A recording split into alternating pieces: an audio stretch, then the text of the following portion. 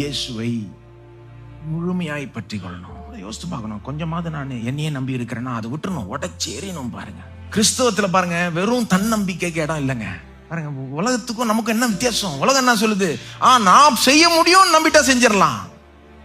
சுவிசேஷம் என்ன சொல்லுது? எல்லாரும் அவுட்டு, முதல்ல போ, காலி. ஏசு இல்லாம நீ எதையுமே செய்ய. அதை ஒத்துட்டாதான் என்னை பலப்படுத்துகிற கிறிஸ்துனால் எல்லாத்தையும் செய்ய எனக்கு. அது தன்னம்பிக்கை கிடையாது, அது என் மேல இருக்கிற நிச்சயம் கிடையாது. அது முழுக்க முழுக்க கிறிஸ்துவை நம்புகிறது. நமக்கு செல்ஃப் கான்பிடன்ஸ் வேண்டாம். என்ன வேணும்? எல்லாம் சொல்லுங்க, கிரைஸ்ட் கான்பிடன்ஸ். கிறிஸ்துவின் அடிப்படையில் இருக்கிற நிச்சயம், நம்பிக்கை. அப்ப இன்னைக்கு நாம செய்யறது என்னது? ஆண்டவரே, இப்படி கிறிஸ்துவ முழுமையாய் பற்றி கொள்ளாததுக்கு மன்னியும், இதெல்லாம் நான் இறக்கி வச்சிடறேன். உண்மையே முழுக்க முழுக்க நம்புறேன். இயேசு இல்லாம எனக்கு எந்த சான்ஸும் இல்லைன்னு நம்புறேன். இயேசுனால எனக்கு எல்லா சான்ஸும் உண்டு, எனக்கு எல்லா சலுகையும் உண்டு, எல்லா ஆசீர்வாதமும் உண்டு, எல்லா மன்னிப்பும் உண்டு.